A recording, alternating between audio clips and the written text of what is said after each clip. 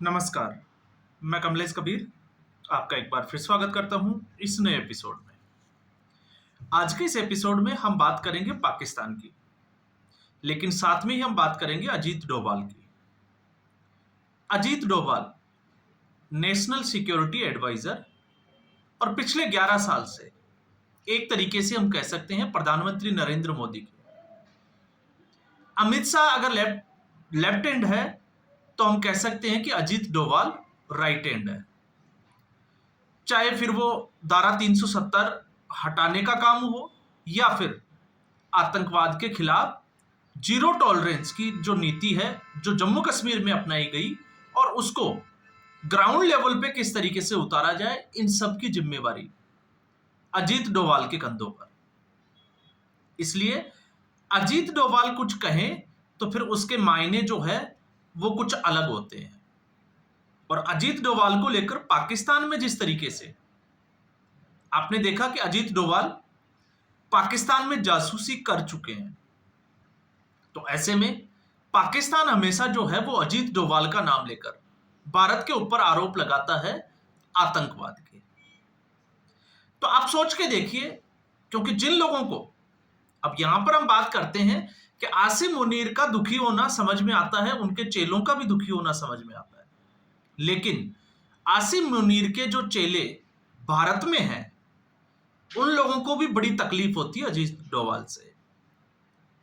अब जो लोग सवाल पूछते हैं सरकार से कि 11 साल में क्या बदला, तो बदलाव जो था हम पाकिस्तान के नजरिए से और पाकिस्तान की तरफ से देखते हैं तो 2014 से पहले भारत पीड़ित था पाकिस्तान से।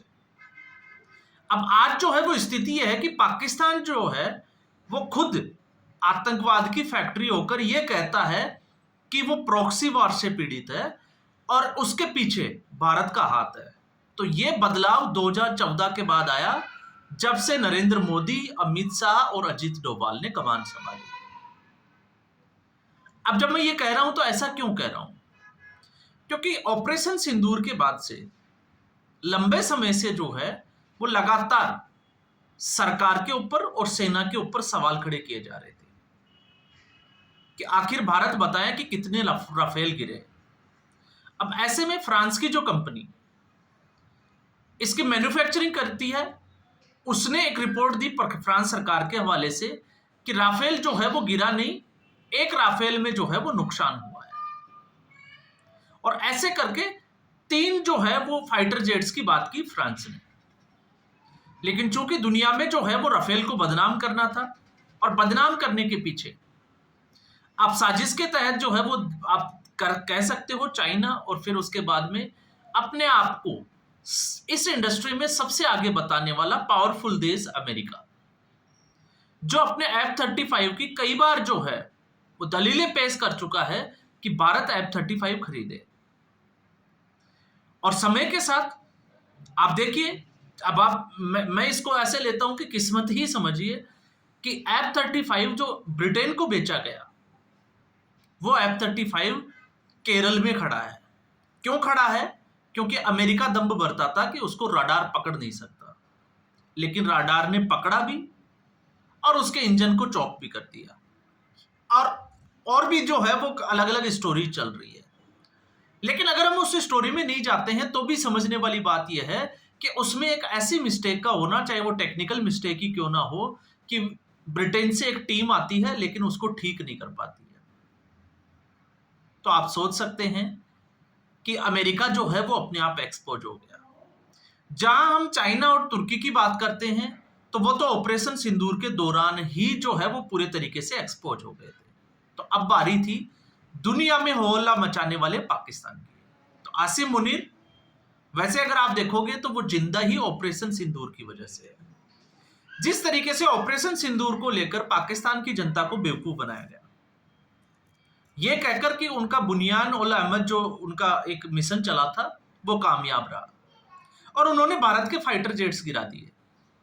अब कहना जो है वो बड़ा आसान है, लेकिन भारत ने इस बार जो रणनीति बनाई पूरी दुनिया के सामने और पूरी दुनिया को चौंकाने के लिए, कि जब स्ट्राइक भी की तो उसके जो वीडियो फुटेज थे वो भारत ने आप कह सकते हैं कि बनाने में कामयाब रहा और पूरी दुनिया के सामने रखा, अब चाहे वो सैटेलाइट इमेज हो या किसी भी तरीके की। तो पाकिस्तान में आसिम मुनीर जनरल से जो है वो फील्ड मार्शल बन गया। अब ऐसी स्थिति में आपने देखा कि इस वक्त ऑपरेशन सिंदूर से पहले और उसके बाद बलूचिस्तान में क्या बदला। तो पाकिस्तान ऑपरेशन सिंदूर के बाद अब बलूचिस्तान में अपनी लड़ाई लड़ रहा है और हालात गृह युद्ध जैसे है। जाफर एक्सप्रेस ऑपरेशन सिंदूर के दौरान आपने देखा होगा, उस वक्त एक घटना हुई थी कि किस तरीके से क्वेटा के पास जो है वो जाफर एक्सप्रेस को बंधक बना लिया गया था। अब हम उसके बाद आते हैं। अभी जो खबर है वो ये है कि बलूच आर्मी ने बीएलए और बीएलएफ जो है, जो वहां के लड़ाके हैं, उन्होंने पाकिस्तान आर्मी के डजन्स ऑफ जो पर्सनल्स थे उनके ऊपर अटैक किया और उनको मौत के घाट उतार दिया।